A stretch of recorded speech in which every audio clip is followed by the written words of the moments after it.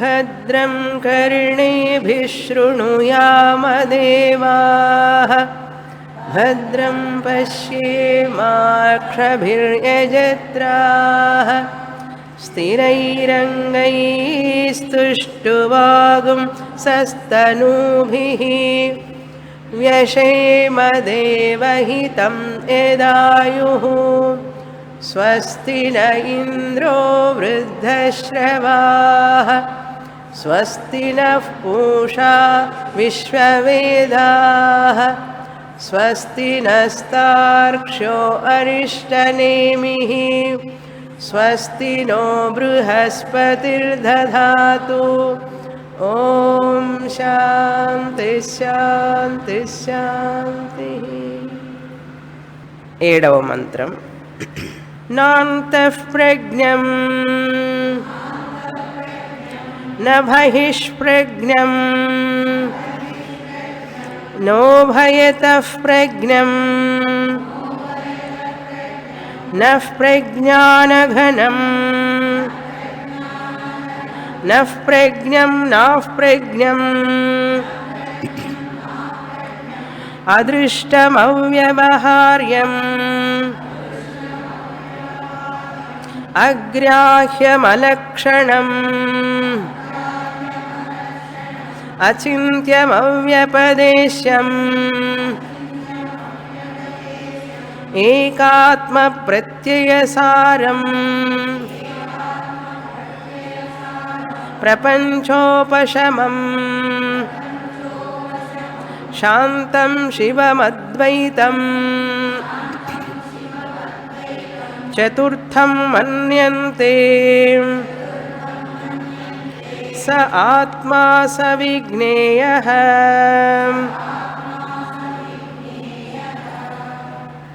మాండుక్యోపనిషత్ 12 మంత్రములు. చిన్న ఉపనిషత్ 6 మంత్రాలు పూర్తి చేశాం.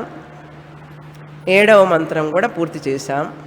7వ మంత్రం 4వ పాదమైనటువంటి తురీయ ఆత్మ గురించి ఉపనిషత్తు చెప్తోంది. ప్రథమ పాదం అంటే మొదటి పాదం, ద్వితీయ పాదం అంటే రెండవ పాదం, తృతీయ పాదం అంటే మూడవ పాదం. ఈ 3 పాదాలు కూడా జాగ్రత్త అవస్థని, స్వప్న అవస్థని, సుషుప్తి అవస్థ అని 3 పాదాలు. జాగ్రత్త స్వప్నంలో ఆత్మ ఈ స్థూల శరీరంతో వ్యవహారం చేస్తూ ఉన్నప్పుడు ఈ ఆత్మకి విశ్వాత్మ అని పేరు తెలుసుకున్నాం. కలగనేటప్పుడు స్వప్నంలో సూక్ష్మ శరీరంతో తాదాత్మ్యం చెందితే అదే ఆత్మకి తైజస ఆత్మ అన్నాం. ప్రమాత, జాగ్రత్త ప్రమాత, విశ్వ ఆత్మ. మెలకువతో ఉండడం. జాగ్రత్త అంటే ఏమిటి? మెలకువతో ఉన్నప్పుడు, వ్యవహారం చేసేటప్పుడు, స్థూల శరీరాన్ని మనం ఉపయోగించేటప్పుడు నాకు విశ్వ ఆత్మ అని పేరు, ప్రమాత అన్నారు. ప్రమాత అంటే ఎవరు? తెలుసుకునేవాడు. కలకనేటప్పుడు సూక్ష్మ శరీరంతో రెండవ పాదంలో ఆ స్వప్న విషయాల్ని తెలుసుకునేటప్పుడు నా పేరు తైజసాత్మ, ద్వితీయ పాదం అన్నాం. అదేవిధంగా సుషుప్తిలో అంటే ఏమిటి? సుషుప్తి అంటే గాఢ నిద్రలో, మంచి గాఢ నిద్రలో కారణ శరీరంతో తాదాత్మ్యం చెందితే అదే ఆత్మనైన నాకు ప్రాజ్ఞ అని పేరు. ఇలా 3 పాదాలు చెప్పిన తర్వాత నేనెవరిని మరి అంటే జాగ్రత్త అవస్థను తెలుసుకునేవాడిని నేను, స్వప్నావస్థని సుషుప్తి అవస్థని తెలుసుకునేవాడిని నేను. 3 అవస్థలు మారుతూ ఉంటాయి కానీ నేను మారను, తెలుసుకునేవాడిని మారను.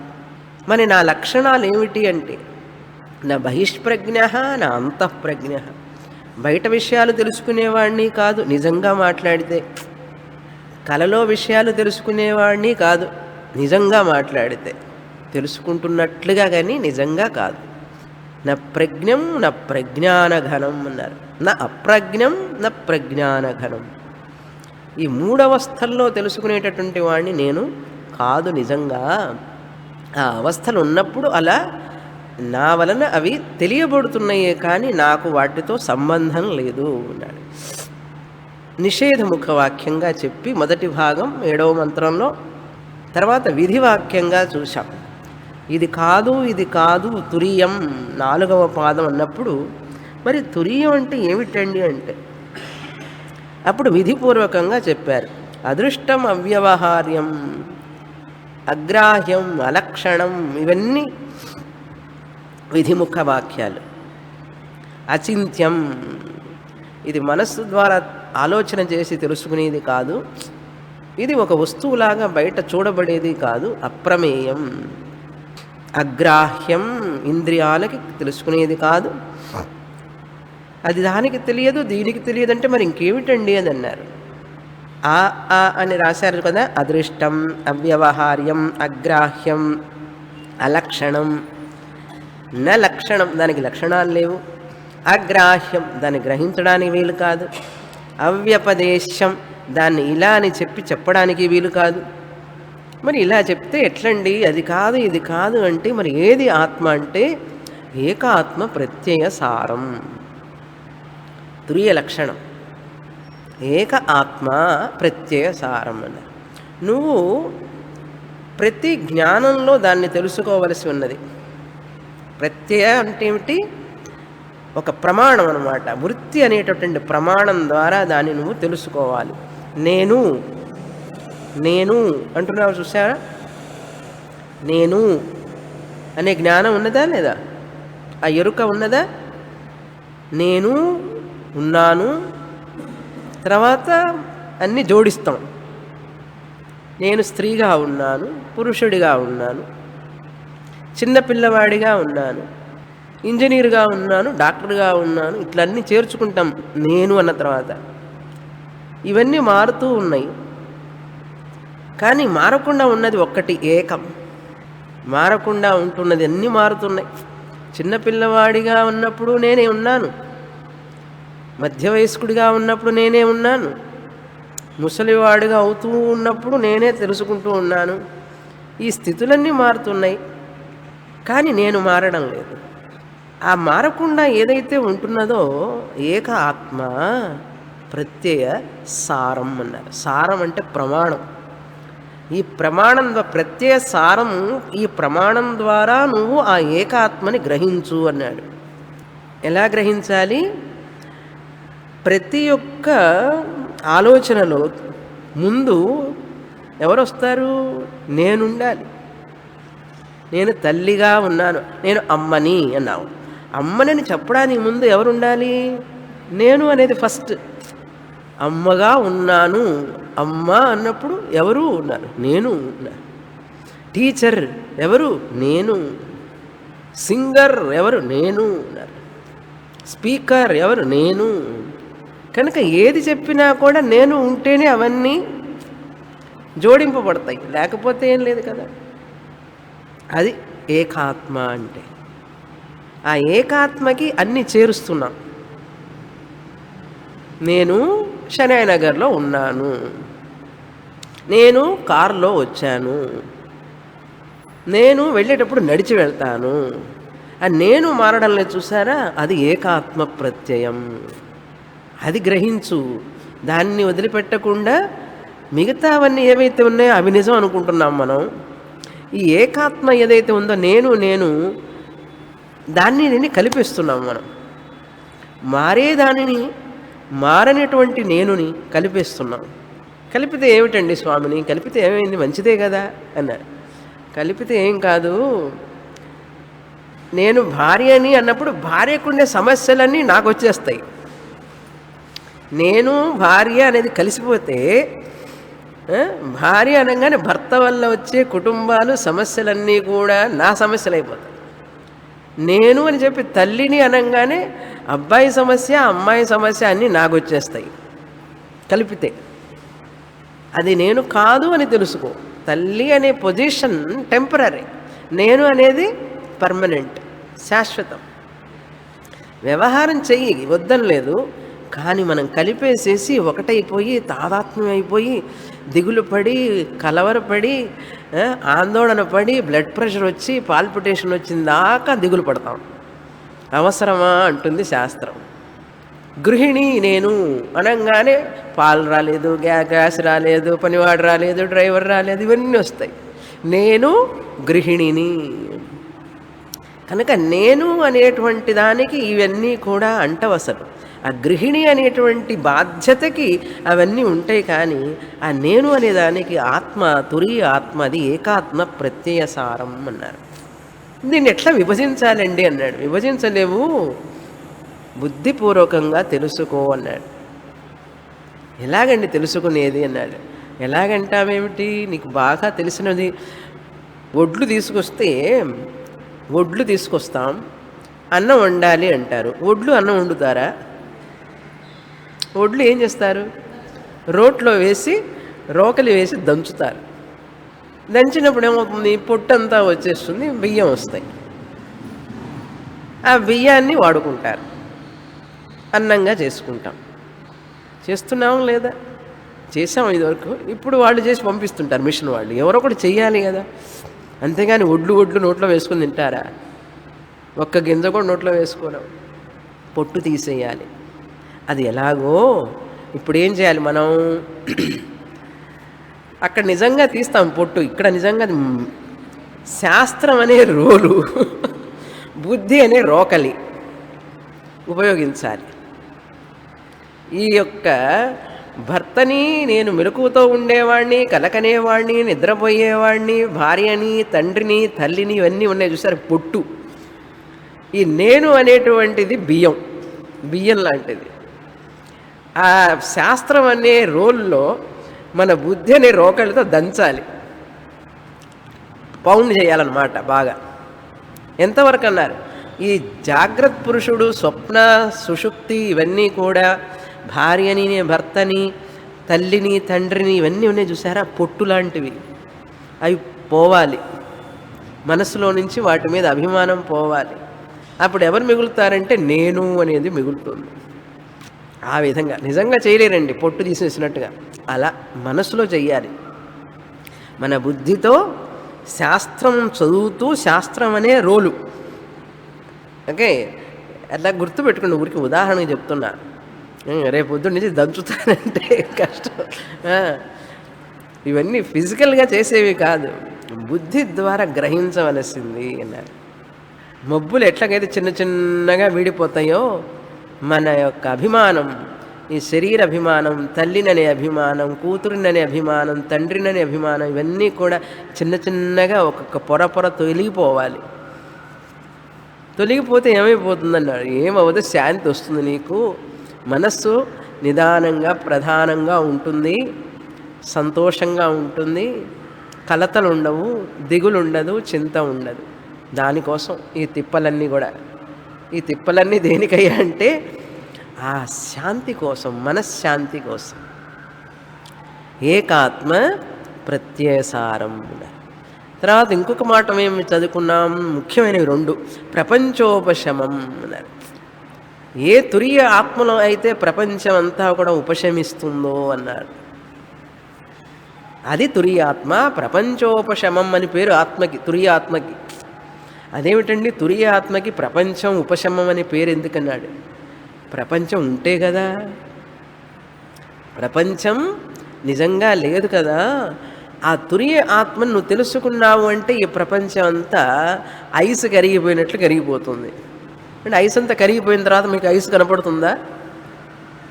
కనపడుతుందా? ఎక్కడికి పోయింది ఐసు అన్నాడు. ఎక్కడికో పోయింది. ప్రపంచం ఉపశమం. ఇది ఎలాగండి అర్థం చేసుకోవడం? ఆ లాంగ్వేజే ఒక రకంగా ఉంటుంది. ఉపనిషత్తు లాంగ్వేజ్ స్టైలే. ఎలా అర్థం చేసుకోవాలంటే, ఈ ప్రపంచం అనేది నువ్వు చూసేటటువంటిది ఇది సత్యము కాదు, అసత్యము కాదు, ఇది పరమసత్యము కాదు. ఇప్పుడు నేను పరమసత్యం కాదు అంటే ఏమండి అనుభవిస్తున్నాం కదండి, ఉన్నది కదా అంటే నేను లేదని చెప్పి అనలేదు కదా. లేదని అనలేదు, పూర్తిగా లేదు అని కనడం లేదు. అది పరమ సత్యము కాదు, పరమ అబద్ధము కాదు. ఇలా మన లాంగ్వేజ్లో చెప్పుకోవాలి, మనకు అర్థమయ్యేట్లేదు. పరమ సత్యము కాదు, పరమ అబద్ధము కాదు. దానికి ఉదాహరణ ఏం చెప్పాను క్రిందటిసారి, సచ్చేత్ న బాధ్యేత. అది పరమ సత్యమైతే అది పోవడానికి వీల్లేదు, ఎప్పుడూ ఉంటుంది. సచ్చేత్ ఉన్నదైతే, సత్యమైతే ఎప్పుడూ ఉండాలండి. అసచ్చేత్ లేనిదైతే కనపడకూడదు. అసచ్చేత్ న ప్రతీయేత. న ప్రతీయేత అంటే కనపడకూడదు. జగత్తు గనక అసత్ అయితే మనకు కనపడకూడదు. కనపడుతున్నదే వాటర్ ప్రాబ్లం, ఎలక్ట్రిసిటీ ప్రాబ్లం, అన్నీ కనపడుతున్నాయి. రోడ్డు ప్రాబ్లం, అన్ని ప్రాబ్లమ్స్ కనపడుతున్నాయి కదా మనకు. న ప్రతీయేత కనుక ఇప్పుడు ప్రపంచం సత్యం అంటావా పోనీ అంటే సత్యం కాదు. సత్యమైతే నాకు నిద్రలో తెలియడం లేదుగా ఈ ప్రపంచం. కలగనేటప్పుడు మీ భర్త మీకు గుర్తున్నారా? మీ పిల్లలు మీకు గుర్తుంటారా? ఏ ఊర్లో ఉన్నారు మీకు గుర్తుందా? మీరు అన్నానగర్లో ఉన్నారని మీకు గుర్తుందా? శనాయనగర్లో ఉన్నారని గుర్తుందా? ఏం గుర్తుంది మనకు? ఈ ప్రపంచం సత్యమైతే అప్పుడు ఉండాలి కదా అని ప్రశ్న. ఏమండి ప్రపంచం సత్యం అండి అని అన్నారంటే ఎవరైనా మనం అడుగుతాం, ఏమండి సత్యమైతే దాని లక్షణం ఏంటి? త్రికాల అబాధ్యం సత్యం. 3 కాలాల అందు కూడా తొలగింపబడనటువంటిది ఏదైతే ఉందో అదే సత్యం అనేది లక్షణం, సత్యానికి లక్షణం. త్రికాల అబాధ్యం. భూతకాలంలో, భవిష్యత్ కాలంలో, వర్తమాన కాలంలో 3 కాలాల్లో ఉండాలి. అది ఉంటేనే సత్యం, లేకపోతే అది సత్యం కాదు. త్రికాల అబాధ్యం. అబాధ్యం అంటే ఏమిటి? బాధింపబడనటువంటిది. బాధ అంటే ఇక్కడ తెలుగు బాధ కాదు, తొలగింపబడనటువంటిది అని అర్థం. అబాధ్యం అంటే తొలగింపబడనటువంటిది, 3 కాలాలలో ఉండేది మాత్రమే సత్యం. ఇప్పుడు శాస్త్రం ఏం చెప్తోంది? ప్రపంచం సత్యం కాదు, జ్ఞానం రాగానే అది మిథ్యా అని నీకు తెలిసిపోతుంది అని అంటే అలా ఎలా అవుతుందండి అని అడిగితే, అది సత్యమైతే నిద్రలో కూడా తెలియాలి నాకు. నిద్రలో కూడా తెలియాలి కదా, కలలో కూడా తెలియాలి కదా. లేదే, బాధింపబడిందా లేదా అంటే తొలగింపబడిందా లేదా?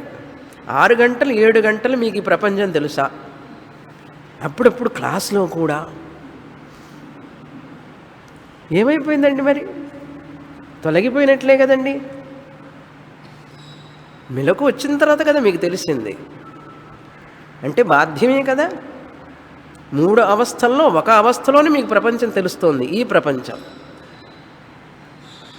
కలలో తెలియడం లేదు, నిద్రలో తెలియడం లేదు, కనుక అది సత్యం కాదు.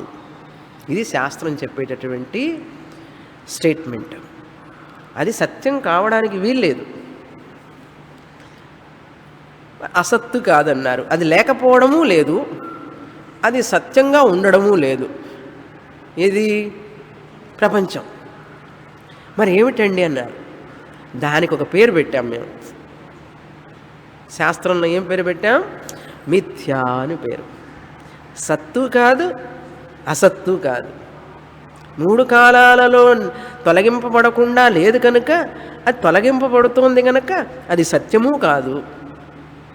అసత్ అంటే అసలు లేకుండా ఉన్నదా అంటే కాదు కాదు, అది అనుభవానికి తెలుస్తున్నది కనుక అది అసత్తు కాదు. అప్పుడేమిటి? సత్తుకి అసత్తుకి వేరైనటువంటిది. సత్తుకి అసత్తుకి వేరైనటువంటిది ఎవరు? ప్రపంచం. దాన్ని సంస్కృతంలో ఏం చెప్తామంటే సద్ అసద్ విలక్షణం. సదసద్ విలక్షణం ఎవరు? ఈ ప్రపంచం. సదసద్ విలక్షణం ప్రపంచం ఏదైతే ఉందో అది మిథ్యా. అది మిథ్యా అని పేరు. మరి ఇంకేమిటండి ఇప్పుడు మరి కనపడుతోందంటే ఉన్నట్టుగా కనపడుతోంది. సీమింగ్లీ అపియరింగ్, ఉన్నట్లుగా. దానికి ఏం ఉదాహరణ చెప్పాను? కళ. మన కళ నిజమా అబద్ధమా? కల కనేటప్పుడు నిజం, నిద్ర లేవంగానే చూసారా? ఇప్పుడు కల సత్యము కాదు, అసత్యము కాదు. కల సత్యము కాదు, అసత్యం కాదు. కల కనేటప్పుడు కల సత్యంలాగా కనపడుతుంది, సీమింగ్లీ రియల్. కరెక్టా కాదా? ఏమైనా తప్పు చెప్పడం లేదు కదా, నేను మీ అనుభవాన్ని గురించే కదా చెప్తున్నాను. అవునా? మన కల కనేటప్పుడు సత్యంలాగా కనపడుతుంది, మెలకు రాగానే అది అసత్యమైపోతుంది. పోనీ పూర్తిగా అసత్యం అంటావా? అది కాదు. పూర్తిగా సత్యం అంటావా? అది కాదు. నీ కల ఎలాగో, కల గురించి నీకు తెలుసు కదా, అనుభవం ఉన్నది కదా. శాస్త్రం చెప్తుంది ఈ ప్రపంచం కూడా అంతే అండి. ఈ ప్రపంచం కూడా అంతే. ఏమండి, ప్రపంచం కూడా అంతే అంటే ఏదో నిద్రలో నుంచి లేచి వస్తే కళ అబద్ధం అని తెలిసిపోయింది, అది ఒప్పుకుంటాను. ఈ ప్రపంచం కూడా అట్లాంటిదే అంటే, కళ లాంటిదే అంటే ఒప్పుకోలేనండి అన్నావు. కళ సత్యం కాదని ఒప్పుకోవాలి అంటే ఏం చేయాలి నువ్వు? కళ సత్యం కాదు అని తెలుసుకోవాలంటే ఏం చేసావు? మేలుకున్నావు. మేలుకున్న తర్వాతనే కళ అసత్యం అని చెప్పగలిగావు. కళలో ఉన్నప్పుడు చెప్పగలిగావా? చెప్పగలవా? చెప్పలేవు. అదేవిధంగా తురీయ ఆత్మజ్ఞానం మెలకు అంటే దానికి మెలుకోకుండా, నేను తురీయ ఆత్మననే జ్ఞానానికి నేను మేలుకోవాలి. ఏమండి, ఇప్పుడు మెలుకుతోనే కదా ఉన్నావండి అన్నాడు. శాస్త్రం ఉంటుంది నువ్వు ఇంకొక నిద్రపోతున్నావు, ఇప్పుడు అజ్ఞానం అనే నిద్రలో ఉన్నావు.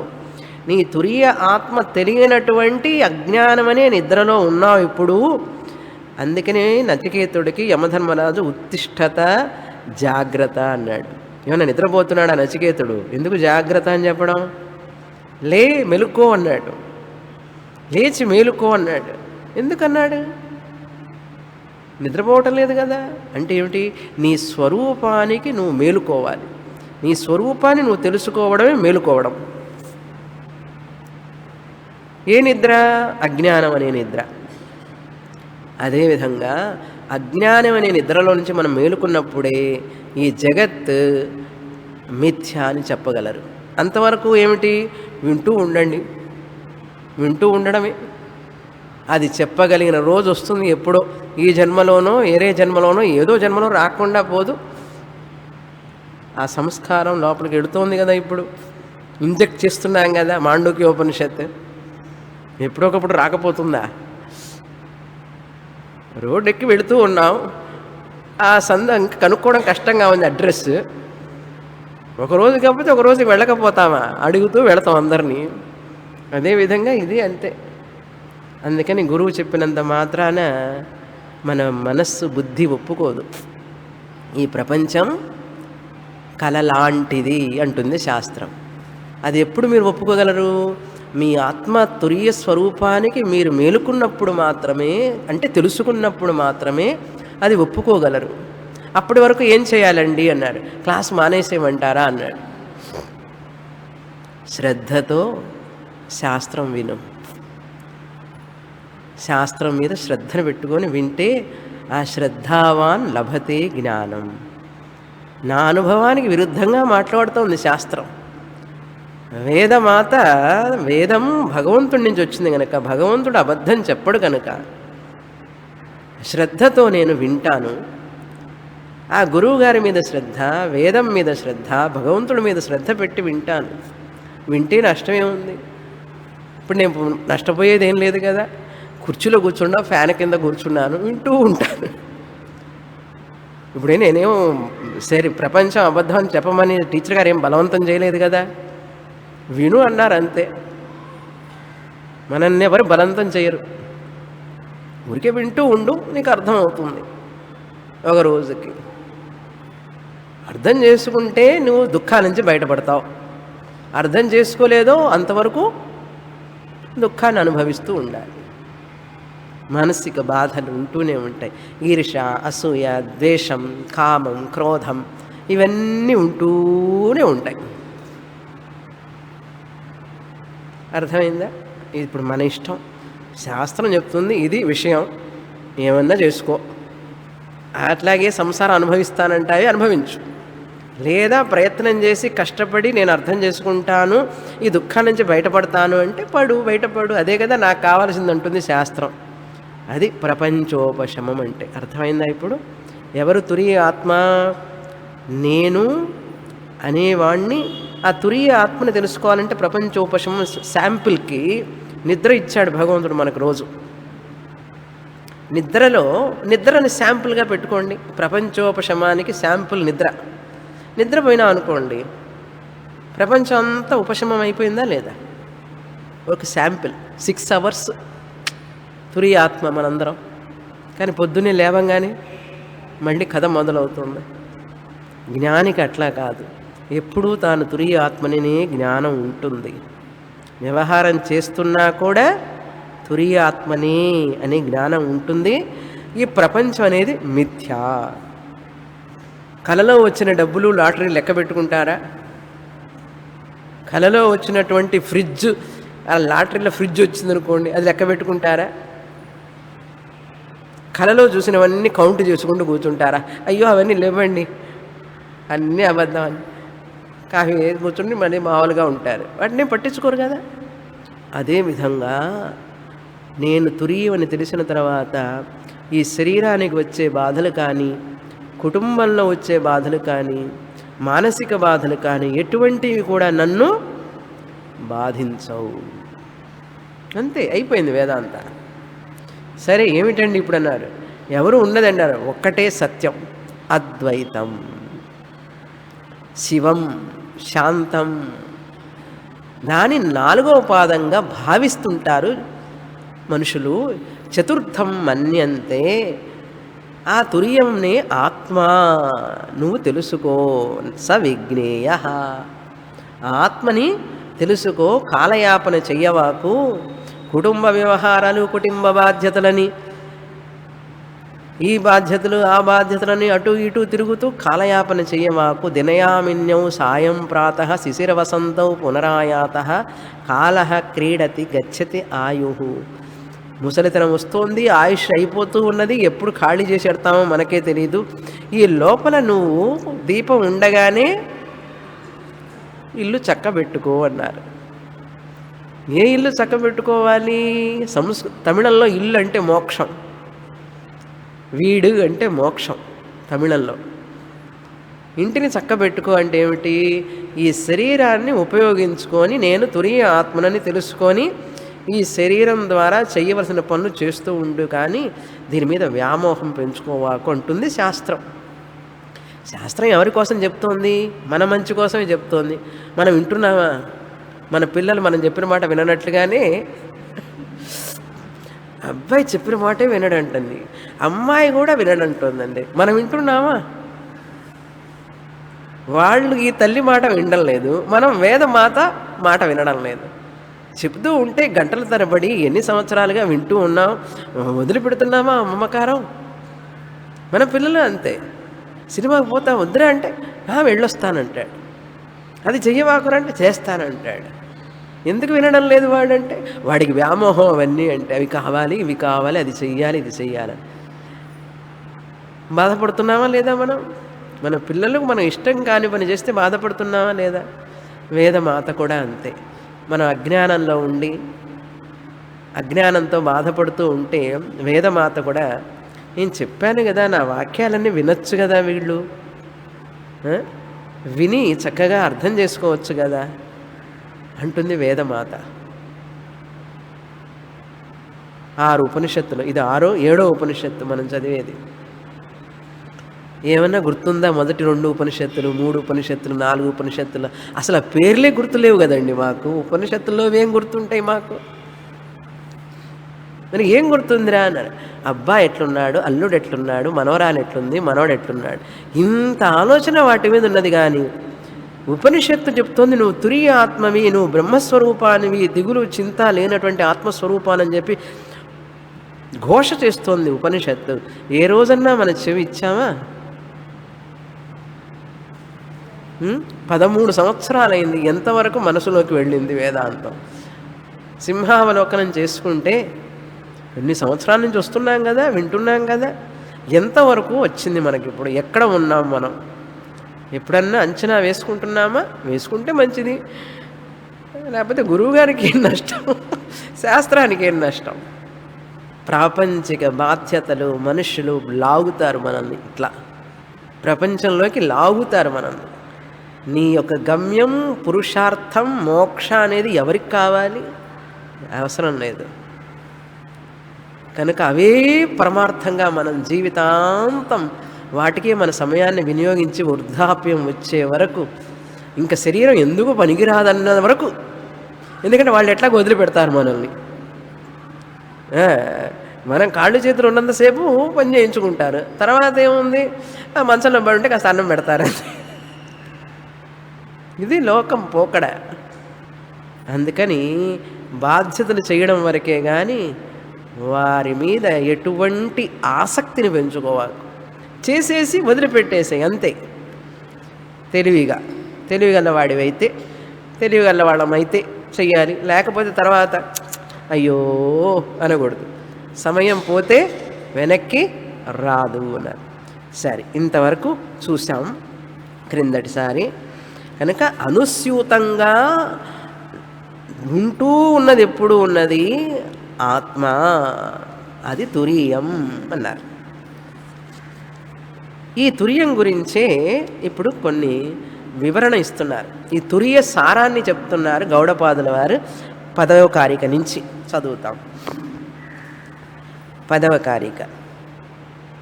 ఈ జ్ఞానం వల్ల మనకేమిటి ప్రయోజనం, ఈ తురీయ జ్ఞానం వల్ల ఏమిటి ప్రయోజనం అనేది 10వ శ్లోకం నుంచి 10వ కారిక నుంచి 18వ కారిక వరకు తురీయ కారికలు. ఇవన్నీ తురీయాన్ని గురించే మాట్లాడే కారికలు.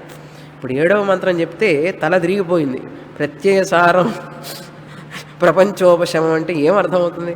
పాపం గౌడపాదాచార్యుల వారు, వారికి తెలుసు ఇది చాలా కష్టం, మామూలు మనుషులకు అర్థమయ్యేది కాదు. అందుకని వాళ్ళని కొంచెం మేలు కొలిపి కారిక రూపంలో చెప్తున్నారు.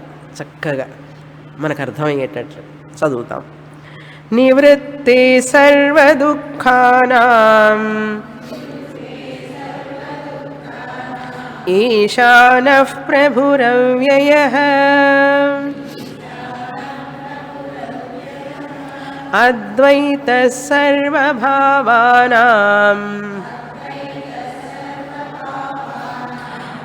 దేవస్తుర్యో విభుస్మృతః.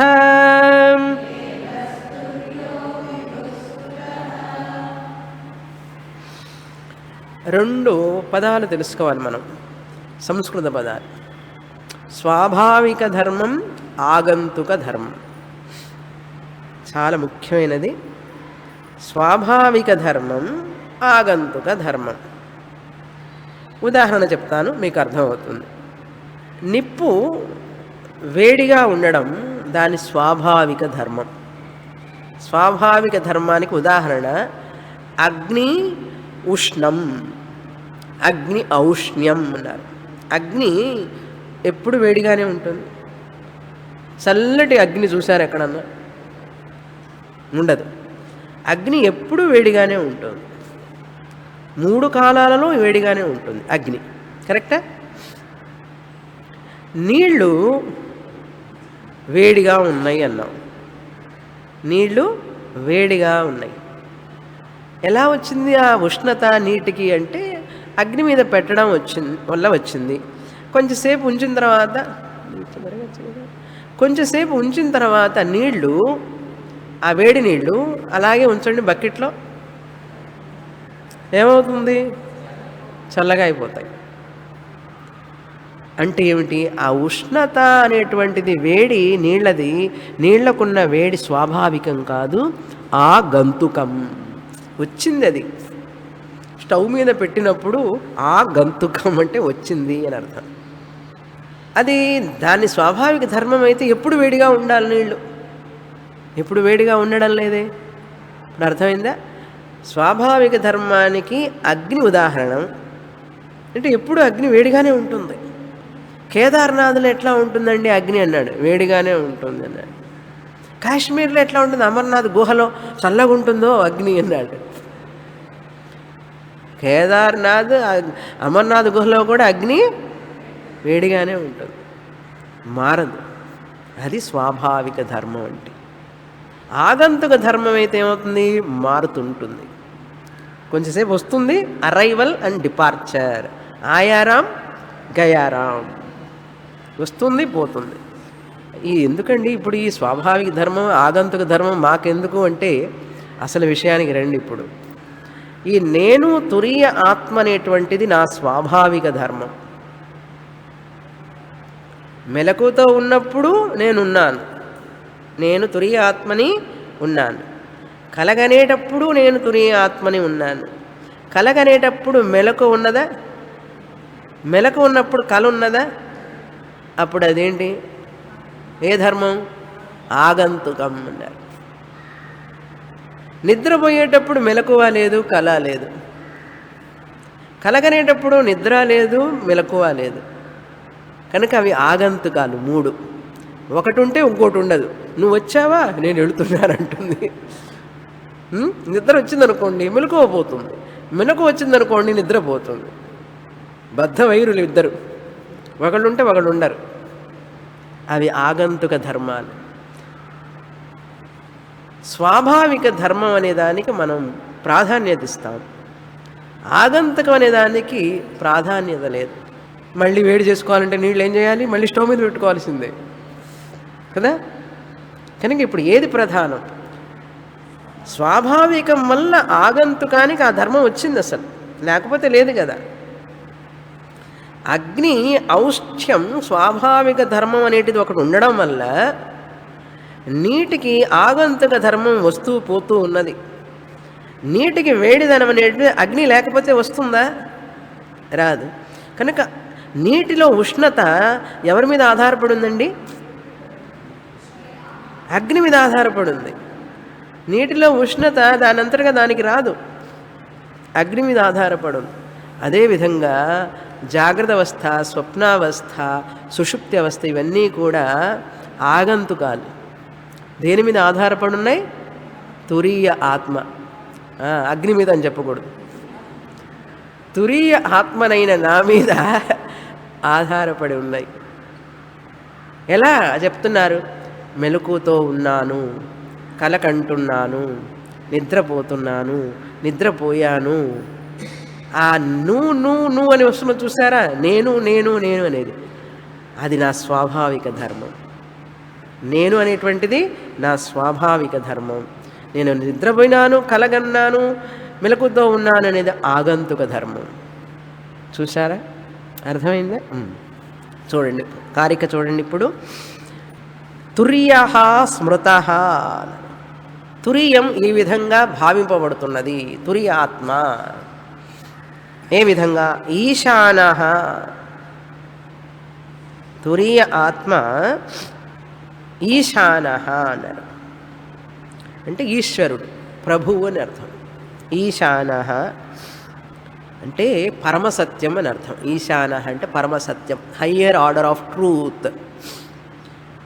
నివృత్తే సర్వదుఃఖానాం, ఈ యొక్క తురియ ఆత్మలో ఏ దుఃఖము లేదు. నివృత్తే, అన్ని దుఃఖాలు, దిగులు, చింత ఏమీ లేవు. నిద్రపోయేటప్పుడు మీ దిగులు చింత ఎక్కడికి పోయిందండి? అది ఆగంతుకమా కాదా? ఇప్పుడు చెప్పండి మీరు. ఏమండి, నా దిగులు చింత సత్యమైతే 6 గంటల నిద్రలో నా దిగులు చింత ఎక్కడికి పోయినాయి? లేవు కదా, చల్లబడిపోయినాయి కదా దిగులు చింత. మళ్ళీ వేడవుతుంది ఉదయం లేవగానే. అంటే ఆగంతకమే కదా, సత్యం కాదు కదా. దిగులు చింత, మెలకువతో ఉన్నంతసేపు దిగులు చింత, నిద్రలోకి జారిపోగానే దిగులు చింత కూడా జారిపోతుంది. అందుకే అందరూ నిద్రపోవడానికి ప్రయత్నం చేస్తారు, హాయిగా ఉంటుందని. నిద్రలో కూడా దిగులు చింత ఉందనుకోండి, నిద్రపోవడానికి ఉపక్రమిస్తామా? అక్కడ దిగులు చింతే కదా ఎట్లాగో. అన్నిటికంటే మానవుడు ఇష్టపడేది ఏమిటో తెలుసా? నిద్ర. స్లీపింగ్ పిల్స్ వేసుకొని అయినా సరే నిద్రపోతాడు. ఎట్లా కొట్లా నిద్రపోవాలండి నేను. డాక్టర్ గారు నిద్రపోయేటట్లుగా ఏదన్నా చెప్పండి, మందు ఇవ్వండి అంటాడు. ఎందుకురా అంటే ఆ నిద్రలో ఉన్న ఆనందం. ఆహా, పసిపిల్లలు 18 గంటలు నిద్రపోతారు. మరి ఏం చేస్తాడో తెలియదు. ఆయన 18 గంటలు నిద్రపోతారు వాళ్ళు. ఎప్పుడు ఏముంది, పాలు తాగడం నిద్రపోవడం, పాలు తాగడం నిద్రపోవడం. ఎంత చక్కగా నిద్ర వస్తుంది. ఎందుకంటే దిగులు చింత ఇంకా స్టార్ట్ కాలేదు కదా. మనకేమి నిద్ర రాదంటే దిగులు చింతలతోనే అయిపోయిందండి జీవితం అంతా అన్నారు. ఏదో ఒకటి దిగులు చింత కనుక అవి ఆగంతుకం. ఆగంతుకం అనేది సత్యధర్మం కాదు కదా. నీటికి వేడి అనేది దాని స్వభావం కాదు కదా. కనుక మన దిగులు చింత కూడా మన స్వభావం కాదు. స్వభావం కానప్పుడు మనం ఎవరు? దిగులు చింత లేనటువంటి తురియ ఆత్మని నేను. మెలకు వచ్చిన తర్వాత ఆ శరీరం ద్వారా ఈ యొక్క దిగులు చింత వస్తున్నాయి, కానీ నిజంగా నాకు దిగులు చింత అనేటువంటివి నాలో ఆ తురియ ఆత్మలో లేవు. ఉంటే నిద్రలో కూడా ఉండి ఉండాలి. ఆలోచించాలి మీరే. ఎంతసేపు గురువు చెప్తుంటేనా కరెక్టే. నిద్రలో దిగులు చింత లేవు కాబట్టి నేను ఉన్నానా లేనా? అప్పుడు ప్లస్ దిగులు చింత ఆర్ మైనస్ దిగులు చింత? పెద్దగానా చెప్పండి. మైనస్ దిగులు చింత అంటే మైనస్ దిగులు చింతలో ఉన్నవాడు ఒకడున్నాడు. నేను దిగులు చింత లేని స్థితిలో ఒక స్థితిలో ఉన్నాను నేను. కనుక అంటే దిగులు చింత లేని స్థితి కూడా నాకున్నది. అప్పుడు నేను ఎవరినై ఉండాలి? తురియ ఆత్మని. దిగులు చింత నా స్వభావం అయితే పోకూడదు కదండి. కనుక ఇప్పుడు ఏమిటి? దిగులు చింత అనేవి నా యొక్క స్వాభావిక ధర్మం కానే కాదు. అప్పుడు నీటికి వేడి వచ్చిందండి, ఎట్లా వచ్చిందండి అన్నాడు. ఎట్లా వచ్చిందో నువ్వే చెప్పు. నీటికి వేడిదనం ఎలా వచ్చిందండి, వెచ్చదనం ఎలా వచ్చిందో చెప్పు. నిప్పు మీద పెడితే వచ్చింది, గ్యాస్ స్టవ్ మీద పెడితే వచ్చింది, తెలుసా లేదా? అదేవిధంగా రాత్రి దిగులు చింత లేని నాకు ఉదయం లేవగానే దిగులు చింత ఎక్కడి నుంచి వచ్చినాయండి? స్టవ్ మీద పెడితే వచ్చింది. చాలా సీరియస్ మ్యాటర్. నవ్వుతూనే చెప్తాను, సీరియస్ మ్యాటర్. నీటి యొక్క వెచ్చదనం నిప్పు మీద పెడితే వెచ్చదనం వచ్చిందండి. ఆ నీటిని ఆ నిప్పు నుంచి తీసేన కొంచెంసేపటికి వెచ్చదనం పోయింది. కనుక ఎలాగైతే నీటికి వెచ్చదనం నిప్పు మీద పెట్టడం వల్ల వచ్చిందో అదేవిధంగా దిగులు చింత అనే ఈ వెచ్చదనం, ఓకే, దిగులు చింత ఆర్భాటం, లోపల ఆందోళన, ఇవన్నీ దేని సంపర్కం వల్ల వచ్చినాయి? దేనివల్ల వచ్చినాయి అని అంటే అజ్ఞానం వల్ల వచ్చినాయి. అజ్ఞాన సంబంధం వల్ల, అజ్ఞాన సంబంధం వలన వచ్చినాయి. అర్థమైందా? ఇక్కడ వేడేమిటి? ఇక్కడ మనకు ఉష్ణం, అగ్ని, అజ్ఞానం.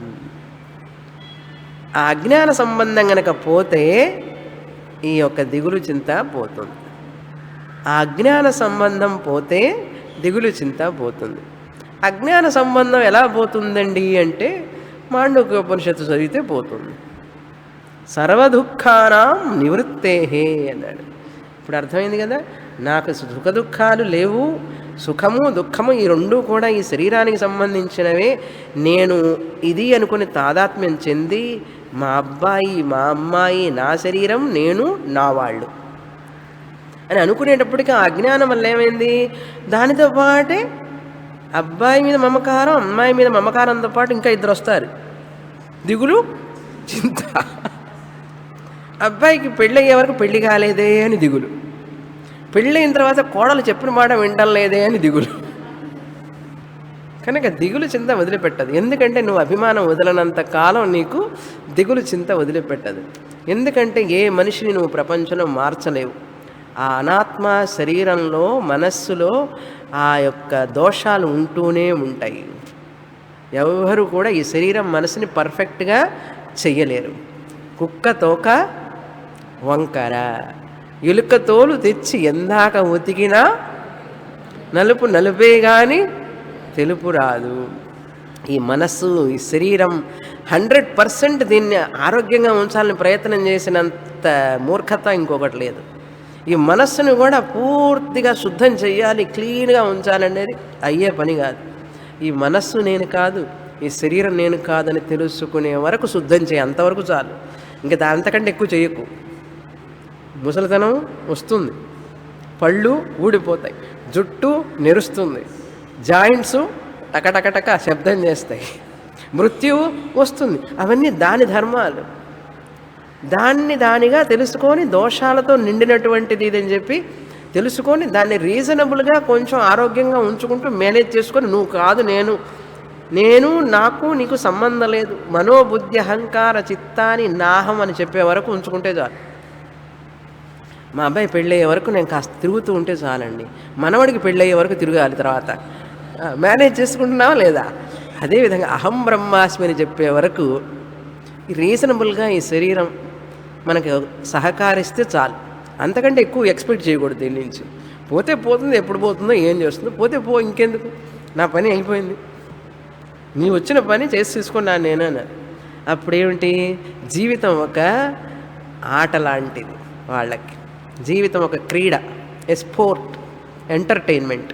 లేకపోతే ఏం లేదు, ట్రాజడీ అన్నారు. ట్రాజడీ పెద్ద సీరియల్ అయిపోతుంది.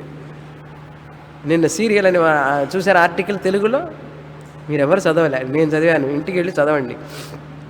సీ రియల్ అన్నారు. No serial is seeing the reality, every serial seeing the unreality. See the serial అన్నారు. సీరియల్లో பார்த்துட்டு இருக்கானே தவிர రియాలిటీ பார்க்கறதில்லை. సీరియల్ అంతా అబద్ధం. కనుక మన అనుభవాలన్నీ కూడా అంతే, ఒక సీరియల్ లాంటిది. దెర్ ఇస్ నో రియాలిటీ ఉందనుకున్నావో you have to pay the price. నివృత్తే సర్వదుఃఖానాం. ఎవరిని నేను ప్రభువు అన్నారు, నేను ప్రభువుని అన్నారు. అంటే శక్తివంతుణ్ణి అని అర్థం. అన్ని శక్తి కలిగినటువంటి వాణ్ణి నేను, ప్రభువు. తర్వాత అవ్యయ, నాకు ఎటువంటి వికారాలు లేవు. పెరగడం, తరగడం, క్షీణించడం ఇట్లాంటివన్నీ నాకు లేవు. ఎలాగైతే అగ్నికి ఉష్ణం ఎప్పుడూ ఉంటుంది, దానికి వేడి ఎప్పుడూ ఉంటుంది, దాంట్లో మార్పు లేదు. నేను కూడా అంతే, అవ్యయ అన్నారు. నేనంటే ఎవరిప్పుడు? ప్రథమ పాదమా, ద్వితీయ పాదమా, తృతీయ పాదమా, చతుర్థ పాదమా? 4, నెంబర్ 4. తురియం అహం, నేను తర్వాత ఏదైనా చేర్చారో అందులో దుఃఖాలు గడగడ వచ్చేస్తాయి. పిల్లలు పరిగెత్తుకుంటూ వచ్చినట్టు, ఎలుక పిల్లలు పరిగెత్తుకుంటూ వచ్చినట్టు గడగడ వచ్చేస్తాయి అన్నమాట. కనుక ప్రభు తురియ ఆత్మదృష్ట్యా నేను ఆత్మని సర్వశక్తిమంతుణ్ణి అన్నారు. దేవ అంటే స్వయం ప్రకాశం. దివ్యతి ఇది దేవ, స్వయం ప్రకాశం, సెల్ఫ్ ఎవిడెంట్ అంటారు. నేను ఉన్నాను అనే దాంట్లో ఎవరికైనా సందేహం ఉందా? మీరు కుర్చీలో కూర్చొని ఉన్నారా లేదా అని మీకు సందేహం వస్తుందండి? పక్క వాళ్ళని అడుగుతారా, నేనున్నానంటావా? ఎప్పుడైనా వస్తుందా సందేహం? కనుక మీ పేరేమిటి చెప్పండి? దేవ అన్నారు.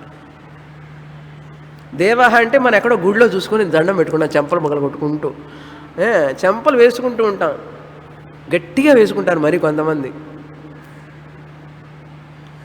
వేసుకునేవాడు ఎవడు? దేవ.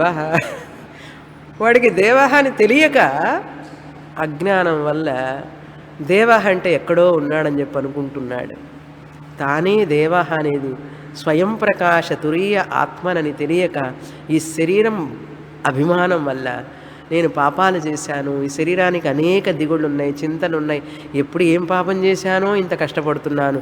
ఎవరయ్యా కష్టపడేది? శరీరం.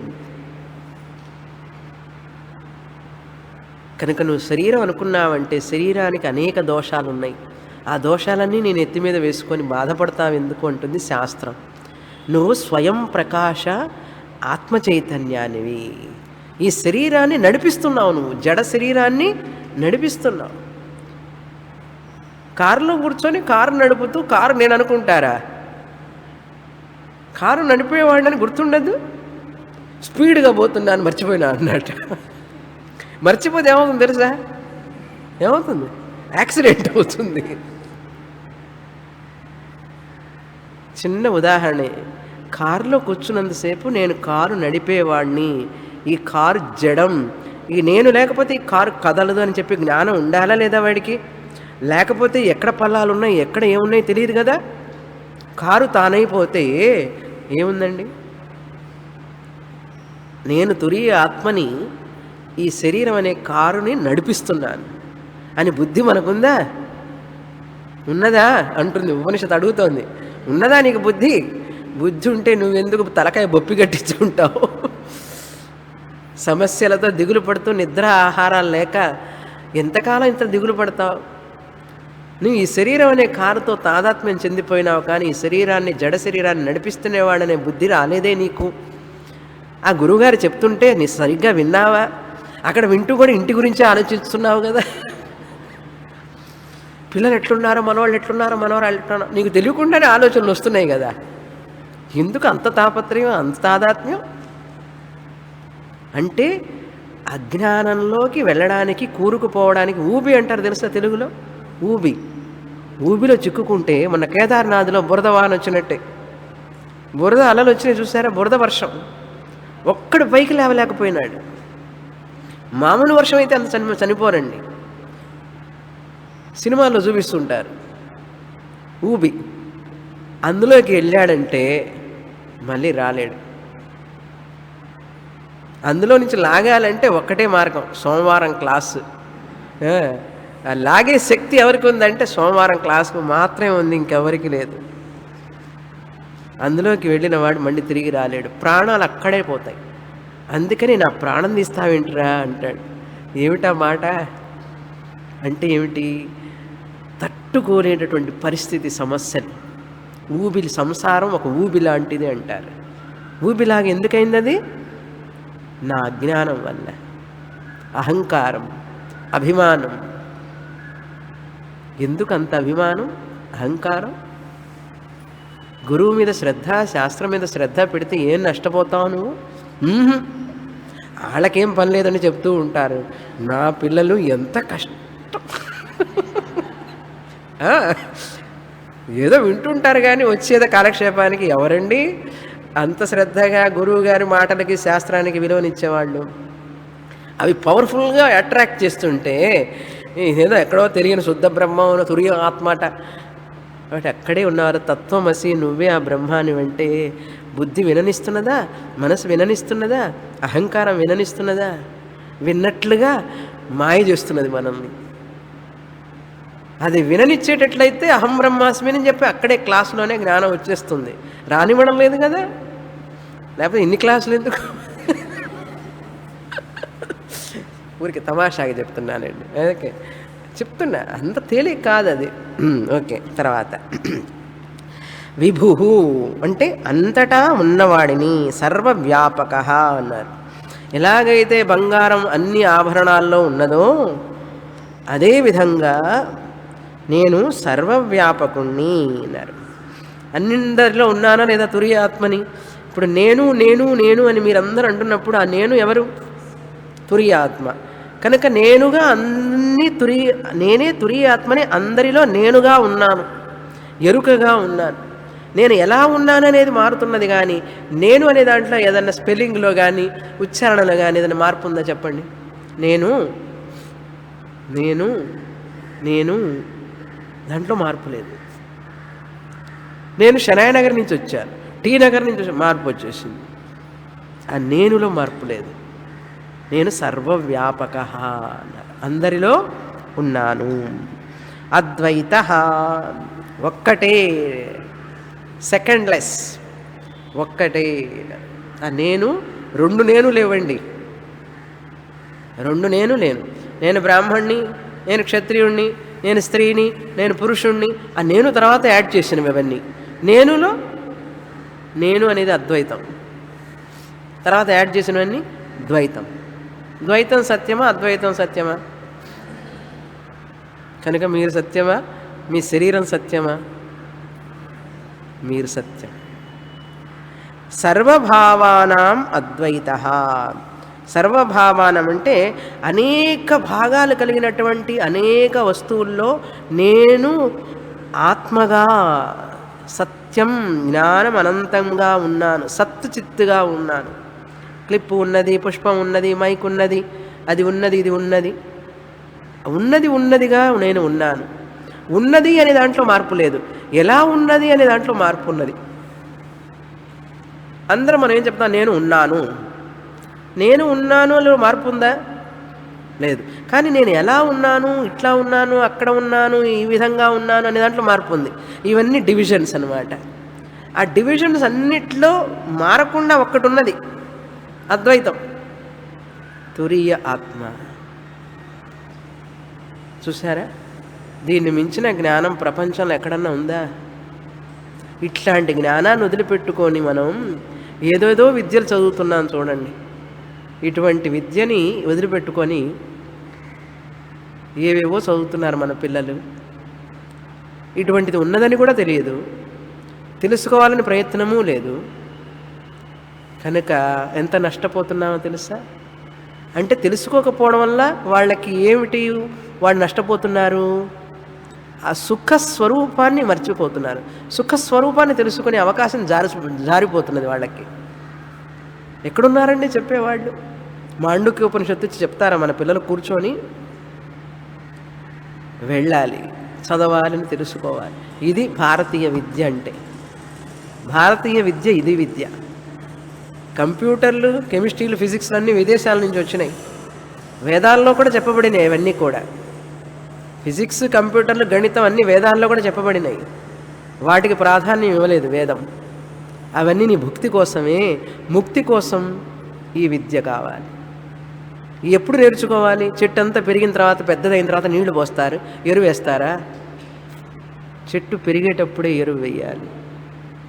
అప్పుడు పూలు పూస్తుంది, కాయలు కాస్తుంది, పండ్లు వస్తాయి, ఆనందించవచ్చు. అదేవిధంగా శరీరం అంతా ముసలితనం వచ్చిన తర్వాత, అన్నీ అయిపోయిన తర్వాత అహం బ్రహ్మాస్మి ఎక్కడో అంటే ఏం ప్రయోజనం అండి? పిల్లలు చెప్తే వినరు. ఇప్పుడు అలా ఉంది మన పరిస్థితి. ఓకే, తర్వాత కారిక. కార్యకారణబద్ధౌ తౌ ఇష్యేతే విశ్వతైజసౌ ప్రాజ్ఞకారణబద్ధస్తు ద్వౌ తౌ తుర్యేణ సిద్ధ్యతః.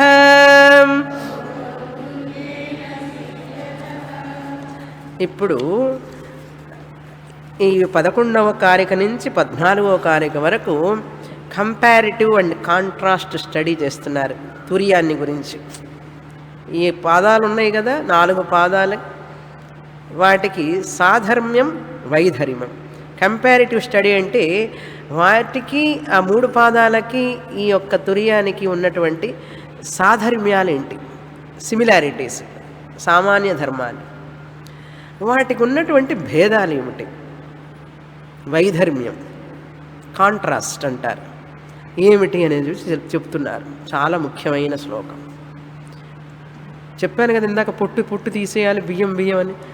మనకు జాతక తీయడం, గౌడపాదాచార్యుల వారు అది చేస్తున్నారు. ఇప్పుడు ఈ విధంగా విభజించాలి. Comparative and contrast study. సామాన్య ధర్మాలు ఏమిటి, వైధర్మ్యాలు ఏమిటి, అన్కామన్ ఫీచర్స్ అంటారు. ఇలా చదవడం వల్ల మనకు స్పష్టంగా తెలుస్తుంది విషయం. అందుకని చిన్నప్పుడు కూడా స్కూళ్ళల్లో కంపారిటివ్ స్టడీ అని చెప్పి టేబుల్ వేసేవాళ్ళం. నాకు చాలా ఇష్టం అట్లా వేయడం. సామాన్య ధర్మములు అని చెప్పి రాసేవాళ్ళం మొదట. తర్వాత విభేదములు, వైధర్మ్యం అంటే అన్కామన్ ఫీచర్స్. అలా రాస్తే ఏమవుతుందంటే పాయింట్ బై పాయింట్ ఈజీగా వస్తుంది, మార్క్స్ ఫుల్ 10/10 వేసేస్తారు. అట్లాగేనమాట ఈ విషయం కూడా 11 నుంచి 14 వరకు చెప్పే విషయం ఎలా 3 పాదాలని ఈ తురియ పాదం నుంచి విభజన చెయ్యాలి అంటే విడిగా చేయడం కష్టం, బుద్ధిపూర్వకంగా చెయ్యాలి అంటే ఇవి చదవాలి మనం. అవి కారికలంటే తర్వాత చూస్తాం. పూర్ణమద పూర్ణమిదం పూర్ణాత్ పూర్ణముదచ్యతే పూర్ణస్య పూర్ణమాదాయ పూర్ణమేవావశిష్యతే. ఓం శాంతి శాంతి శాంతి. హరి ఓం. శ్రీ గురుభ్యో నమః. హరి ఓం.